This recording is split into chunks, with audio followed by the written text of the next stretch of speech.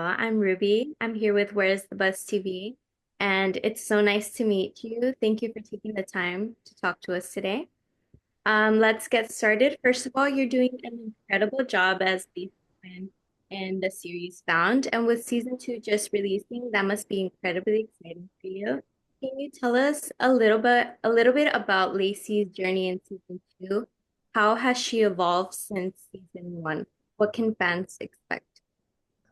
I think the 17th episode is out, so we well into season two. So if you haven't been watching, catch up. But so this season has been wild so far for all of the characters, and particularly for Lacey. Well, at the beginning of the season, spoiler alert, if you haven't seen it, just warning, um, Lacey gets taken.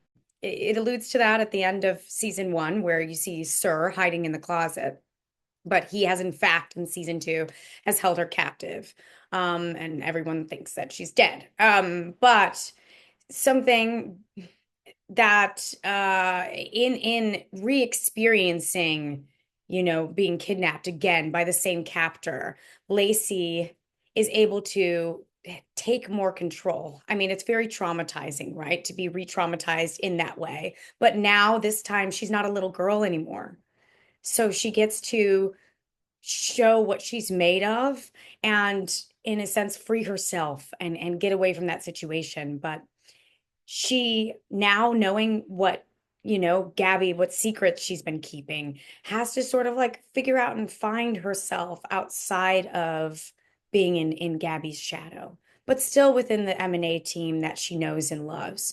So there's a lot of like identity growth for Lacey and figuring out what that is this season. Also, some of the relationships that she's having. She's grown very close to Zeke and his character. There's a kinship there, definitely a beautiful friendship, but I think there's something that goes beyond that with the two of them. So you're gonna get to like see what that is and see how they kind of explore and navigate it and the bumpy roads of when you like your best friend, you know. I can't wait to see. And then in terms of the series, what would you say stands out or is different from season two now, in comparison to like season one? Well, you thought season one was wild. Let me tell you, season two is crazy. I think there are different elements within the season that take place. Of course, we have the cat and mouse game between Sir and Gabi. That just seems like that will never end, and it's a lifelong pursuit. It doesn't matter where this man is. He can be in a closet, in her basement, in jail. He's gonna find her. So found has a double entendre in that way with Gabi and the Sir character. But you're gonna see a lot of like what Margaret is going through. And another spoiler alert, if you haven't, caught up just yet.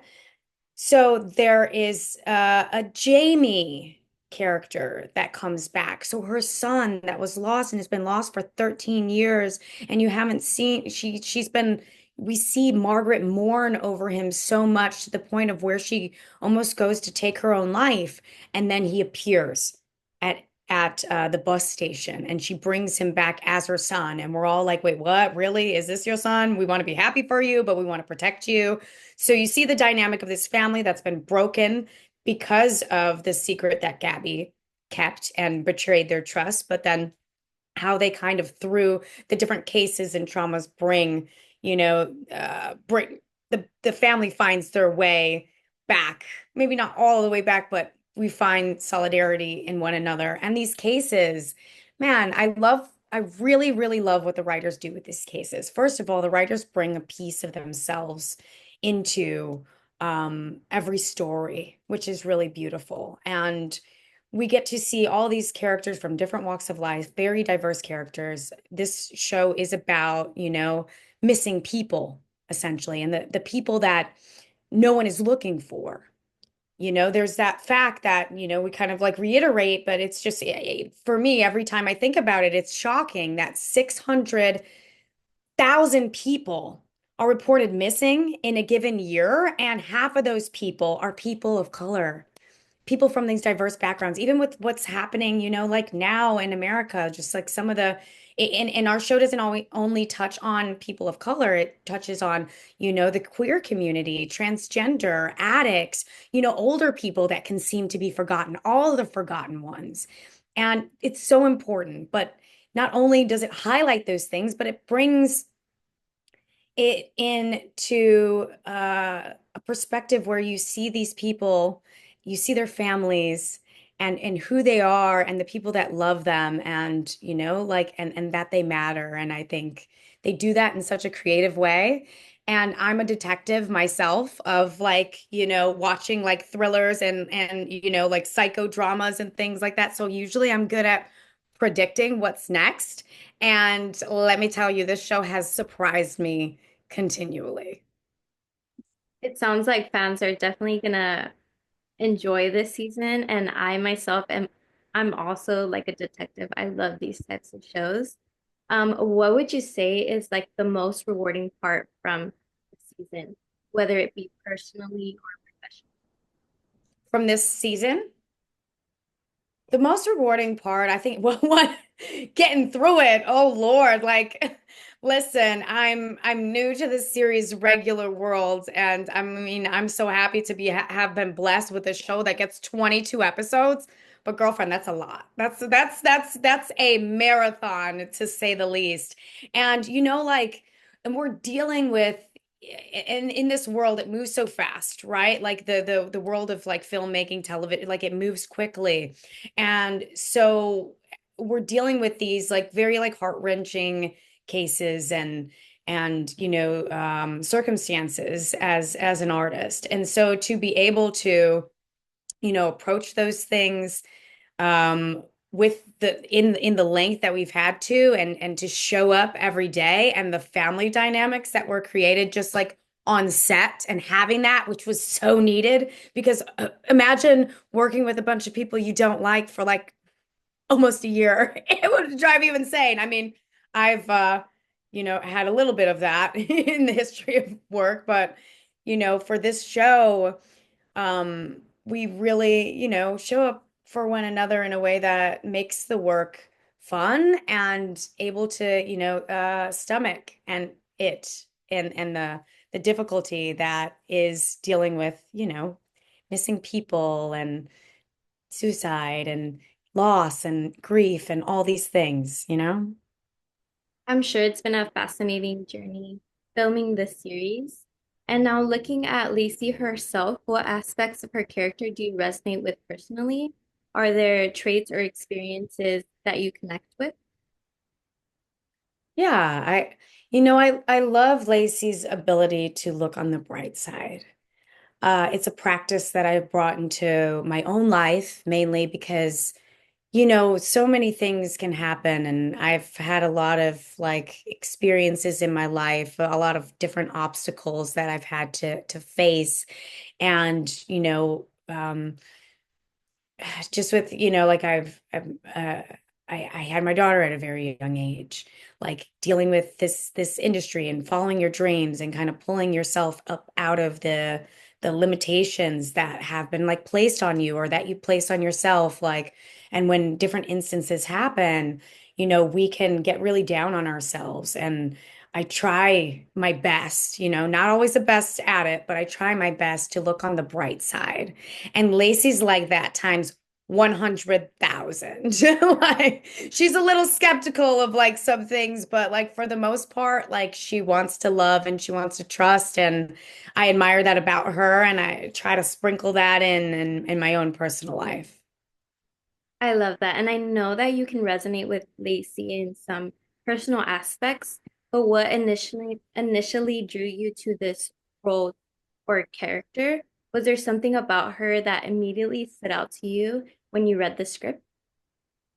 Yeah. The way that she encourages and inspires, it was just so badass, honestly. Like reading the and I that's something that I resonate with for myself when I see people I care about, my family members or a friend that's close to me, like going through something, like I forget about everything that's going on, anything that's going on with myself, and like be like, hey girl, you got to get up out of it. And one of the lines that, was in the sides of my audition was like, run the water or get out the tub. And I love that. Like, I love that. It's like, hey, what are we doing here? We need to wake up out of this. Like, I love you. I see you. I see who you are.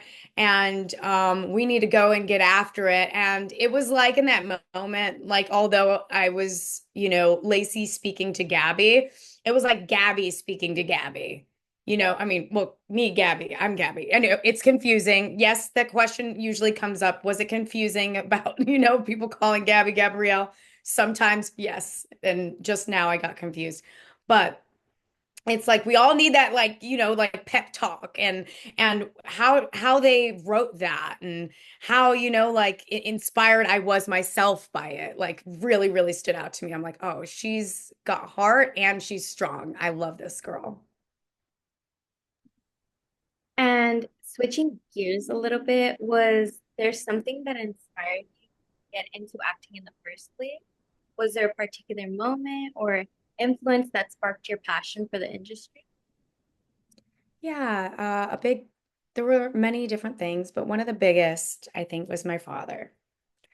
He loved to watch like old Turner Classic movies. And before I started getting full of myself and wanted to watch movies in color, we would watch these, we would watch yeah, Clark Gable, Greta Garbo, Betty Davis, and watch these beautiful stories. And I would just see how impacted, he was in watching them. And I was like, wow, like, and how much I was impacted. I'm like, wow, this art form can do that, can like open your eyes to a new world of experience.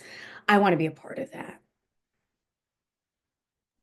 You've had such a dynamic career also. Your journey has been a great journey. I know you've been in NCIS, 911. What would you say has been the most rewarding part of your career so far? The most rewarding part of my career would have to be discovering myself. I think when I initially started this journey, I really didn't know who I was. And I feel like life does this like crazy thing where you lose yourself to find yourself, to lose yourself again, to find yourself again. And through the different roles, through the fight to get that yes in the path of no's, like I've discovered so much within me that I don't think would have been brought out if I didn't face so much adversity on the way there. And so I'm happy for that. I love that. And as for the future, where do you see your career going? Is there a dream role or project that you would love to work on? Oh girl, we got quite a few things now, but I see myself creating some of these stories, writing and directing, and I think, like I would love to lead in bigger roles. I know that it takes a lot, and some of this last like series had shown me how much it takes, and it's very inspiring, the work. And so I want to be a part of telling these stories and leading in them, yes, but like be a part of creating them. I love that. And I hope you're proud of how far you've come and accomplished so far. Thank you so much for sharing and talking with us today. It's been a pleasure chatting with you, Gabrielle, and we can't wait to see you in Found. Thank you so much for talking to us today. Have a good day. You too. Thank you, Ruby.